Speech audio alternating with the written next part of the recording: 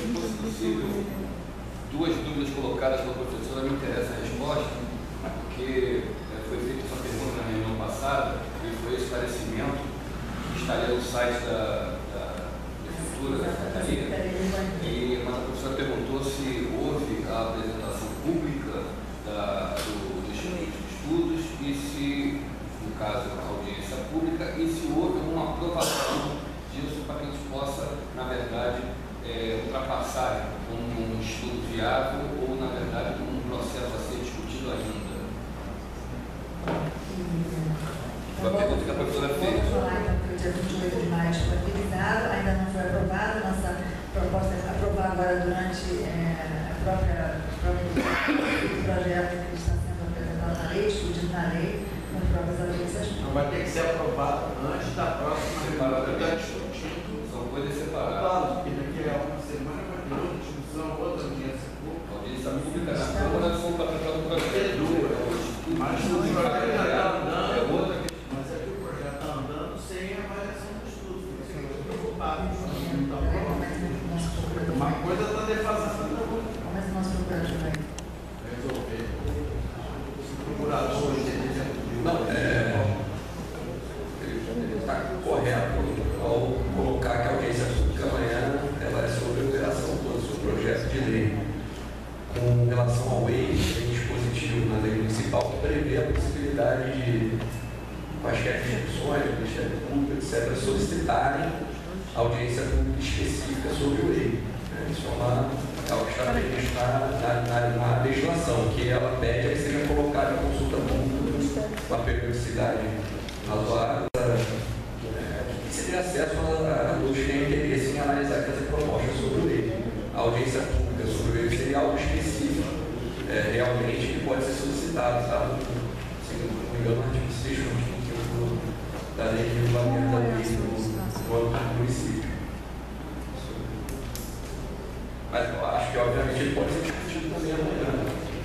Ele pode ser debatido também amanhã.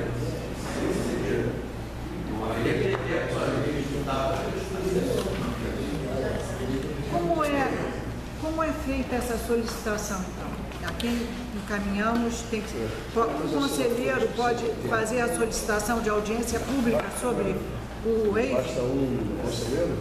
Basta um? Como é o procedimento? Olha, eu teria que consultar o dispositivo especificamente. Eu acho que são instituições. Peraí, audiência pública, Pessoas ou é a Câmara, Não. Audiência pública, dois. ou é o Ministério Público, Dois Não, o executivo. ou é o Conselho. Não, o executivo pode fazer. Oferece um contrato. Sim, a solicitação acho que é por instituições, né? Ou Ministério Público. Eu não tenho certeza se uma pessoa física pode. Não seria uma pessoa física, seria a Universidade Federal Fluminense. Sim, poderia. Tá. Acredito que sim.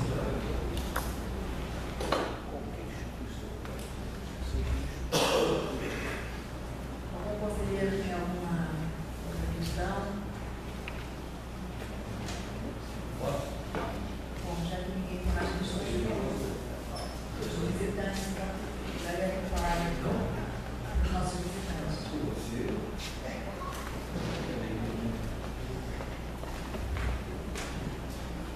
Boa noite mais uma vez. Nós estamos aqui diante de um momento muito especial do município, que gera uma certa expectativa sobre esse novo governo. Meu nome é Vinícius Messina, sou do Conselho Estadual da cidade. Que, aliás, não se reúne há 3 anos. Esse é um momento muito especial para o nosso município, né? Visto que a gente vem com um processo de reordenamento urbano, já vem há algum tempo, que contou muito com a mobilização dos setores segundo, primeiro e terceiro no governo passado, e que possibilitou que alguns entendimentos e acordos políticos ou até formais, legais, pudessem ser estabelecidos. Acredito, né, para mim foi uma surpresa, boa surpresa, primeiro a sua nomeação. pelo seu currículo e a expectativa que, na verdade, é continuássemos nesse patamar, nesse bom nível que temos tido no Conselho até agora, e a colocação da ADEM é uma prova disso. Mas, ao mesmo tempo, tive uma triste surpresa ao ver você não presidir, a senhora, né, secretária, não presidir a nossa conferência das cidades, que foi um atropelamento do processo, uma contramão do processo, onde se reordenou as forças políticas que compõem esse Conselho.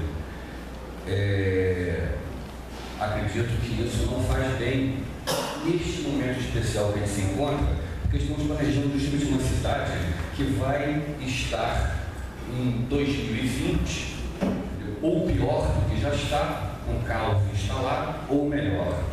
Este melhor passa essencialmente pela questão do trânsito e transporte, onde no governo passado o secretário Sérgio Marcolini aparecia apresentando um projeto de Joane Lerner, e o governo acabou antes que esse projeto chegasse a uma audiência pública.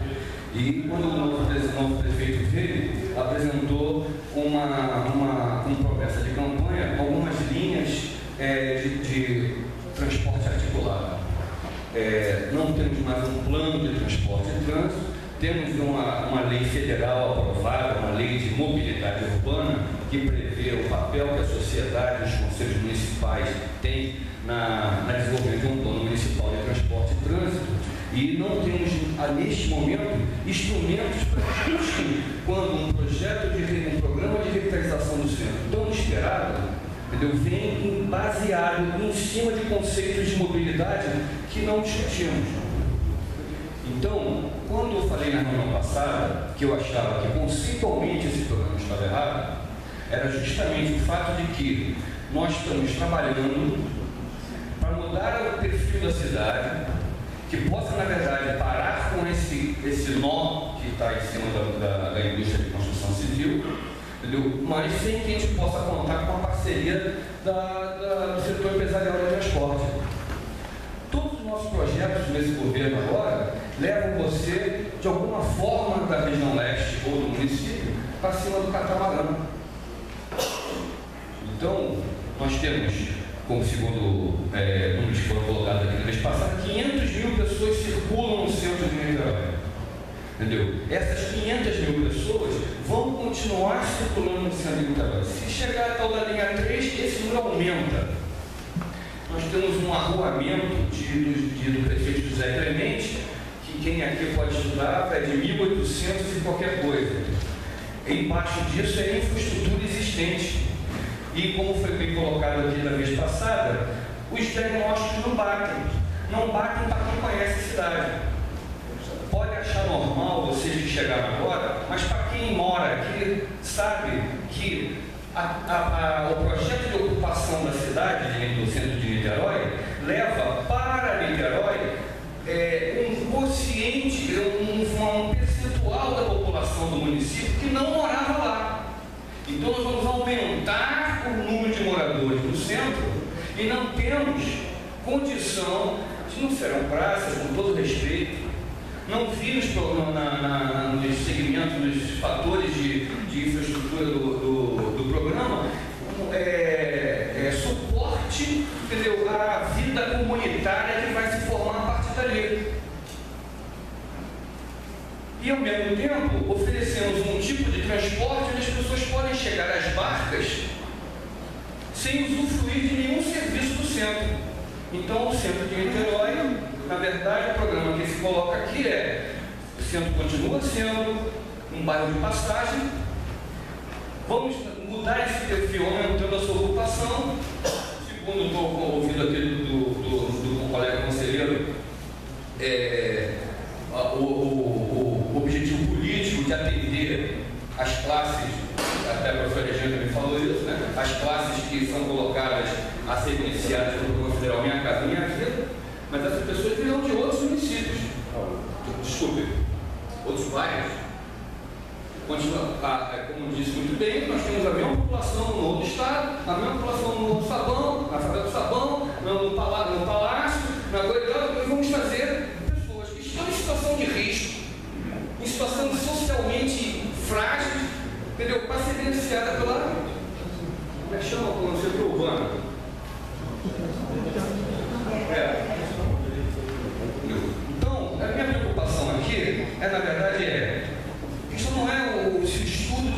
de vizinhança foi aprovado, é se ele leva em conta, na verdade, que tipo de bairro que a gente quer, que tipo de centro que a gente quer. Né? Porque, por exemplo, no nosso prefeito atual, ele acha que a entrada da cidade são as parques de Niterói. Mas não são. Na verdade, nós temos uma sociedade formada nos últimos 20 anos por pessoas que mudaram dos municípios de nossa volta para usufruir da nossa qualidade de vida. A região oceânica, né? Icaraí, são moradores que não frequentam o centro para comprar um pão. Eles vão para a ponte de Niterói. E agora tem um BRT que leva as pessoas para a Charita para ficar calando a Charita. Desculpe, eu continuo tendo problemas quanto ao estudo de impacto de vizinhança, o plano de mobilidade urbana do município e, inclusive, diagnósticos de quem fez esse projeto. Eu vi aqui no PowerPoint, para fechar, para agradar a todos aqui, porque tem muita gente para falar ainda. Eu vi aqui chocado que no projeto tinha uma vila de pescadores, onde hoje é a Rua da Lama. Senhores, quem conhece o centro, quem trabalha com pescador, ali não mora pescador, ali não tem moradia, ali não é uma vila de pescadores. A Rua da Lama é uma rua que funciona de serviço, que tem desde o papel de cocaína até a isca para pesca. E quem mora lá, na verdade, usa aqueles carrinhos no rio, eles chamam de burrinho sem rabo, não sei como eles chamam aqui, para carregar o peixe até o mercado de São Pedro. Não há morador ali, não há pescador ali. Então quem botou uma vila de pescador está atendendo alguém, ou na verdade não conhece a cidade. Eu não tenho nada contra que haja um mercado de peixe ali, eu acho muito interessante que haja ali um shopping de peixe ou coisa que não vale, que possa, na verdade, trazer de volta a pujança da pesca do município, que foi o maior porto de pesca da Atlântico Sul, que hoje tem mais de meia dúzia de fábricas fechadas, mas ali não é uma grande pescador. Isso demonstra amadorismo. Obrigado. Beleza, eu queria só, por favor, registrar a minha presença no desculpado. Eu cheguei um pouco atrasado, eu tinha registrado o horário da reunião das 7. Tá? Para considerar a presença, eu cheguei atrasado. Para registrar. Vereador, eu queria recordar que a reunião será sempre às 17 horas. Foi o que nós tivemos aqui na penúltima reunião e hoje foi o programa desta sala foi postergado para as 18 horas. E as próximas, nós já estamos pensando em voltar a fazer a reunião no auditório lá no andar da Prefeitura Nova. Eu queria agradecer a colocação do Vinícius Medina, e eu acho que você colocou uma questão importantíssima sobre esse plano de transportes, que nós já temos uma proposta e que nós gostaríamos de colocar na próxima reunião do Conselho. Enfim, a lei da operação urbana do centro, o próprio projeto de requalificação, nós tivemos uma prioridade, mas isso não quer dizer que nós não deixamos de trabalhar numa proposta de plano de transporte para Niterói. Ou seja, a gente já tem uma transoceânica aqui com recursos já colocados pelo governo federal, pelo Pacto da Mobilidade, já temos uma proposta de estudos para a Trans-Niterói e também uma sugestão de um VLT de Charitas e o centro, assim como também temos já um projeto de harmonização de todo o trânsito e do transporte na área central de Niterói, que se os senhores concordarem na próxima reunião, nós vamos trazer todas essas informações, todas as explicações, os dados.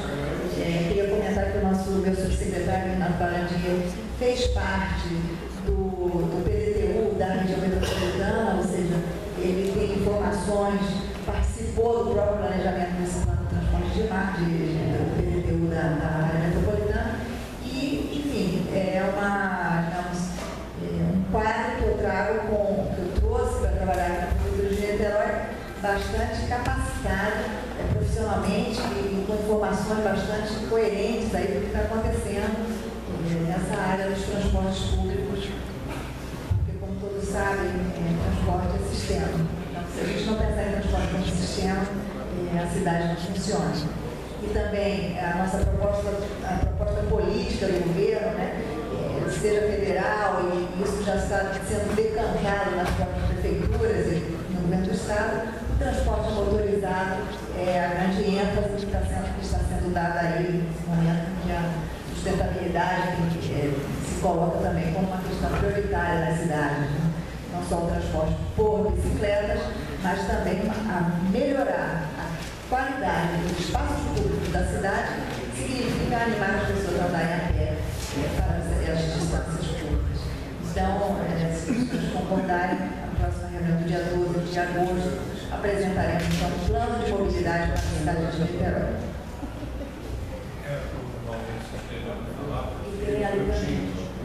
Depois dos conselheiros. Então, talvez a conselheira. Talvez a conselheira.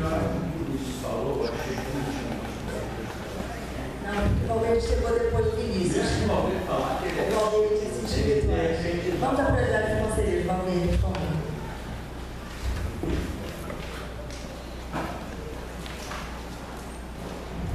Boa noite, presidente do tratado também. Eu só queria, em relação à questão do EIB, eu gostaria de lembrar que na reunião extraordinária, no documento que nós entregamos, o IAB já citava que nos parecia que o EIB demandava audiência pública e nós solicitávamos formalmente nesse documento, está registrado na ata, que foi lido pela secretária, que nós solicitávamos a realização desse EIB, dessa audiência pública. Tá? E nada foi comentado a respeito, mas de fato acho que tem que ser consultado a lei 51, que aqui regulamenta o estudo de impacto de vizinhança. A gente reitera essa solicitação. E eu queria lembrar também que no termo de recebimento do estudo de impacto, que consta da página da Prefeitura, como já foi citado aqui, ele foi entregue no dia 28 de maio, né? E ele fica disponível por 90 dias para consulta e nesse período pode ser solicitadas as audiências. Então a gente ainda está dentro do prazo, a gente teria até junho, julho, até 28 de agosto, né, para a realização dessas audiências. E a outra questão que eu gostaria de lembrar, que é registrado, isso inclusive está na ata da reunião extraordinária que eu agora, foi a respeito de algumas solicitações de acesso a alguns estudos feitos no quadro de elaboração que nos pareceram importantes para ter uma manifestação a respeito da operação. E que estão registrados também no documento. Está registrado inclusive na ata, que nós não pedimos naquele momento uma resposta imediata, mas que gostaríamos de que as questões fossem respondidas. Então eu pediria atenção da Secretaria, no sentido de verificar os estudos que foram solicitados, que teve até a própria DENE, né, reiterou que concordou com a necessidade desses estudos para a gente poder analisar a proposta. No mais, eu queria apenas ratificar a posição do IAB, que a despeito das características da operação, o que o núcleo leste metropolitano parece equivocado é a tramitação. O fato de ter sido enviado o projeto de lei à Câmara, antes da apreciação pelo concurso e antes da aprovação do estudo de impacto de vizinhança. Então, a gente gostaria de reiterar essa posição. Obrigado.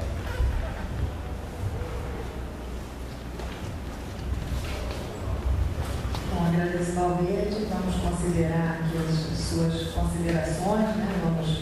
Estamos analisando, nós estamos também no processo de apresentação pública do projeto, e você não estava aqui anteriormente, mas já foram apresentados, já viram aproximadamente 15 apresentações em vários órgãos da cidade, e também para sua informação, o IAB já começa a divulgar a partir de amanhã a realização de uma apresentação do projeto de lei no IAB às 18 horas da segunda-feira que vem, dia 15, lá no Bando Pinheiro, na sede da Avenida do Rio de Janeiro.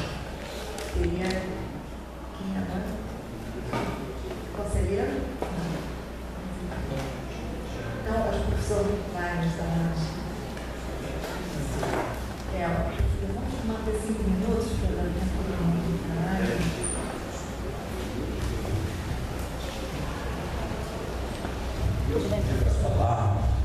Vou falar como conselheiro de cultura, porque a Secretaria de Cultura, hoje, já a partir do governo municipal, já aderiu ao Sistema Nacional de Cultura. E a Verena sabe do meu esforço de fazer uma interação entre os secretários, não só o secretário de Urbanismo, a Cultura, mas também o secretário de Habitação, que está aqui presente. Então, certinho, mas não importa, porque a gente está, houve aquelas discussões na reunião anterior, em que o Valverde colocou muito bem a preocupação que a gente perdeu com as operações urbanas, não sei como é que está isso, fica na dúvida das discussões, se a gente perdeu ou não aqueles instrumentos do plano diretor das APAL, das áreas de proteção urbanística. E isso porque, como eu sou secretário de Cultura, e venho desde os anos 70, quando a gente criou a Faculdade de Arquitetura, se preocupar com a preservação do nosso patrimônio, que infelizmente a UF, num momento inadequado dela, em época de ditadura, quis até vender os prédios, como a Faculdade de Direito, a Faculdade de Economia, o IACS, a Faculdade de Arquitetura, esses monumentos que nós temos, vão se perder. Fomos nós, na arquitetura, que conseguimos encaminhar o debate.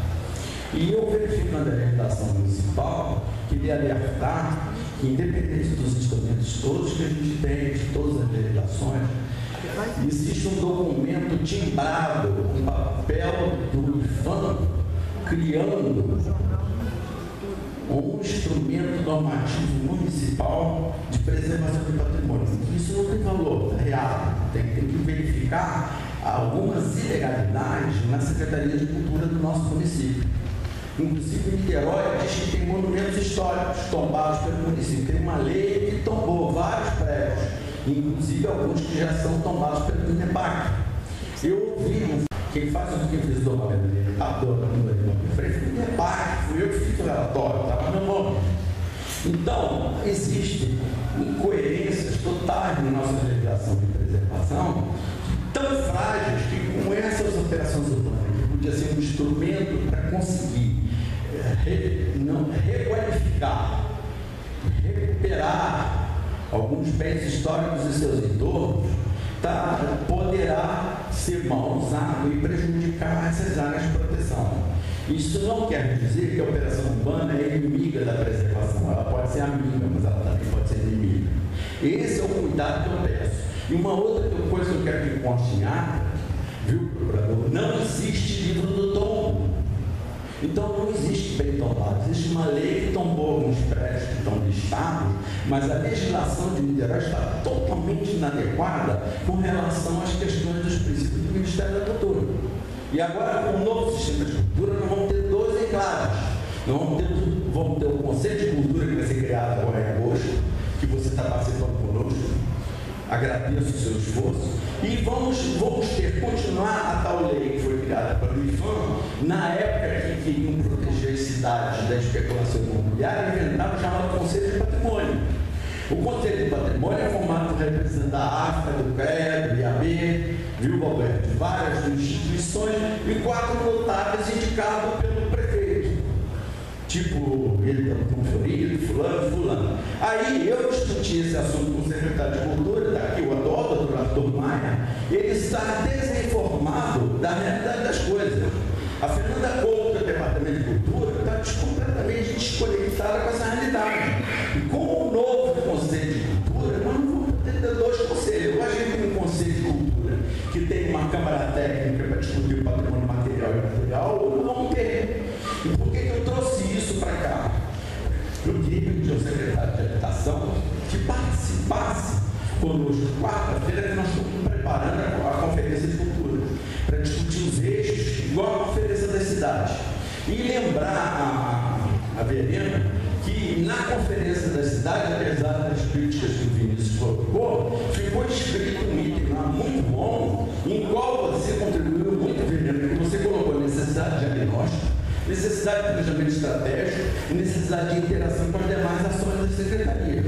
Então eu convido hoje aqui a todos que apareçam na Conferência de Cultura. E nós que estamos organizando, já convido você, porque não foi ninguém da Câmara na reunião, nós queremos representantes da Secretaria nas quartas-feiras, as 3 próximas quarta-feiras, lá na FAM, vai ter uma reunião para organizar os conteúdos dos eixos. Os eixos do governo Pérez são genéricos, mas nós temos que discutir coisas do tipo assim, o que fazer com a cantaria. Existe um plano de abrir uma entrada na Rua 7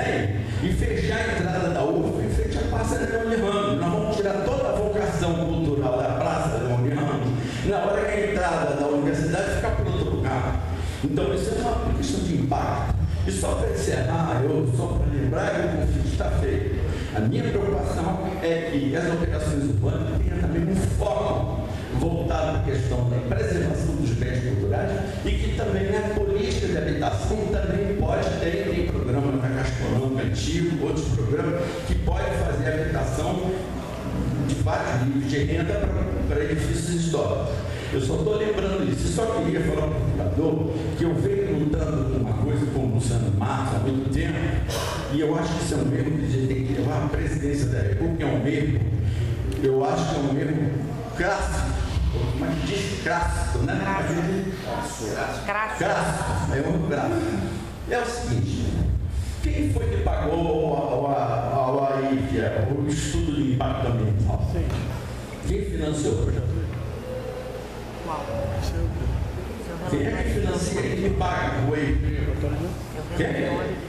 Ou o consórcio? O consórcio quem são? As 3 empresas. Todos, eu já reclamei isso em Brasília quando era governo federal. Que eu fui ajudar a fazer o EI da transportação de São Francisco. Então, quem fez o primeiro relatório de impacto da precisão da transportação de São Francisco foi o governo federal com o IBAMA. Agora, na hora que uma empresa, que a lei permite que as empresas construtoras tenham que fazer um estudo de impacto ambiental, ela que paga o dinheiro para fazer o estudo.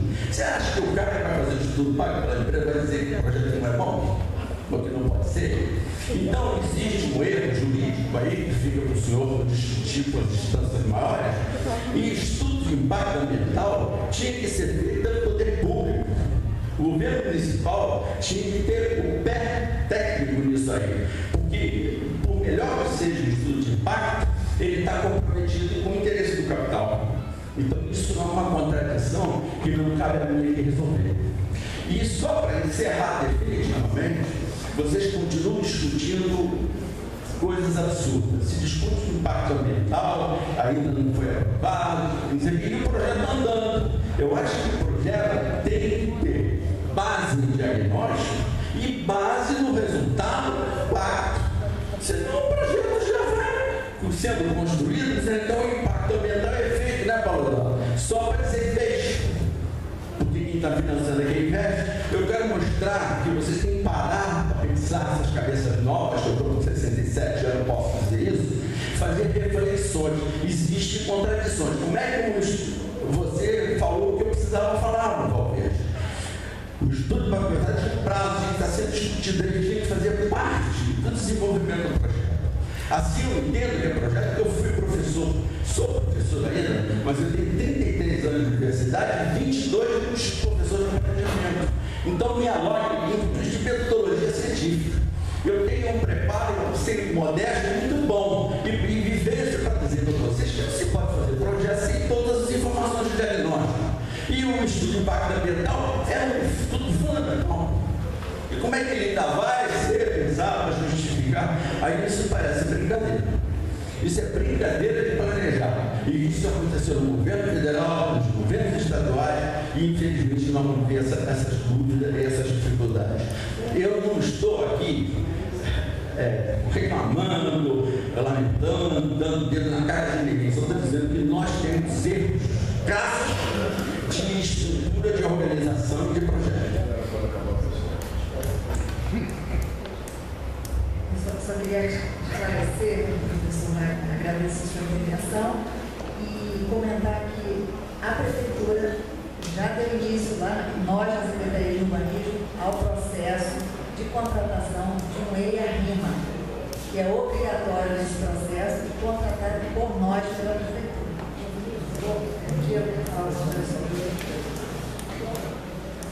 Já é uma avanço. Tomara que o EIA, apesar de realizado pelo quem manifestou o interesse, vai ser analisado pela Secretaria de Urbanismo. Vai emitir uma instrução técnica específica, vai passar por um processo de aprovação, ou seja, eu acredito que sim, depois da aplicação dos públicos, é uma possibilidade. E com relação ao EIA,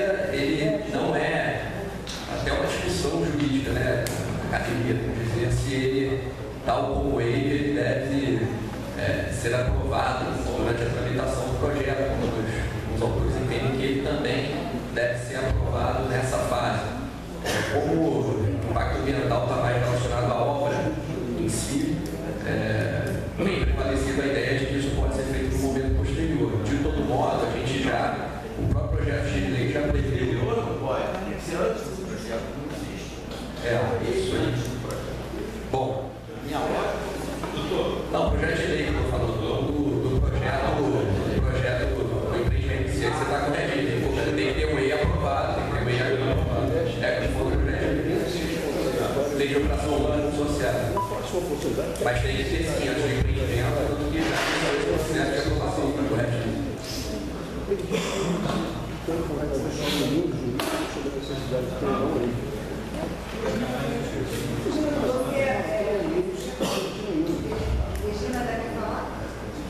Não, mas eu posso falar depois. Bom, mas eles pediram a palavra há um tempo, não? O presidente vai falar, depois a Regina fala, e no curso da fala dele, a gente vai escrever quem ele vai falar. Quando acabar a fala dele, acaba a discussão. Okay? Pode ser assim?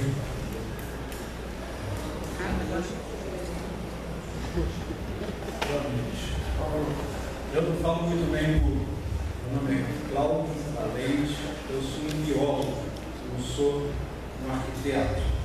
E eu vim aqui como visitante mesmo falar só um pouco com vocês, vocês desculpem qual é o tempo de vocês, mas eu não faço parte de nenhuma política, de nenhuma associação. Eu sou usuário do Niterói, eu nasci aqui em Niterói sobre esse projeto. Eu nasci há pouco tempo, mas como biólogo eu fiz mestrado no urbanismo na UF, justamente para buscar um dia essa interação dos arquitetos urbanísticos com a área, a floresta urbana. E eu não sei se isso foi pensado no projeto. Eu não sei se todos os projetos de arquitetura que eu vejo, e nesse caso, por exemplo, a gente vê o tamanho do prédio crescer e o da árvore diminuir. Ela é lindinha no papel, mas no final, lá, ela é só uma muda. Ela é uma mudinha da calçada. Então, eu queria que vocês pensassem nisso. No volume de árvore que vai ser tirado, no volume de árvore que vai ser colocado. Pela copa. E não pela copa. As nossas árvores estão todas aleijadas por causa da fiação. Mas mesmo assim pela copa. Se vamos fazer um projeto novo, vamos pensar nas árvores urbanas. A outra coisa que eu muito aprendi lá na UF é que esses projetos desenhados por urbanistas, eu não estou querendo ofender ninguém, em muitos lugares do mundo, eles não funcionam depois de 10 anos ou 20 anos. E se gasta uma fortuna de dinheiro para fazer essa operação e às vezes aquelas ruas vão ficar vazias, como já dizia a Jane Jacobs, as ruas vão ficar vazias. A terceira coisa que eu queria falar é que eu vi que esse projeto está sendo mostrado a muitas pessoas, a muitas associações, mas o povo mesmo, que nem eu, não sou nada de nenhuma associação, não estou vendo.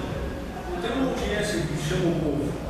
Chama o cara da associação de não sei o quê, não sei o que lá, de todo mundo, mas quem mora aqui? Você. Ele ouviu? Você gastou um dinheiro chamando ele na praça para ele ouvir? Mesmo que vá meia dúzia. É só essas coisas que eu queria que todo mundo pensasse.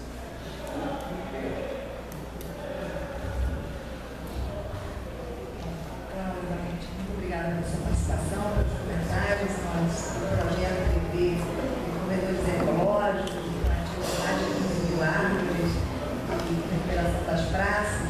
Eu gostaria de convidar amanhã para a audiência pública às 18 horas na Câmara dos Vereadores.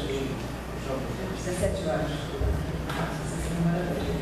E aí, Câmara dos Vereadores, 17 horas.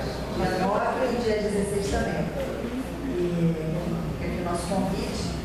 Queria também comentar, reiterar aqui a ideia de que todas as propostas que nos foram encaminhadas, sugestões, enfim, as propostas vão ser encaminhadas para a Comissão de Urbanismo da Câmara dos Vereadores. Parece que o vereador Roberto da Mesa, presidente dessa comissão, que nós estaremos encaminhando para ele todas as propostas e sugestões. E queria saber, então, quem mais está inscrito, Regina, por favor, depois a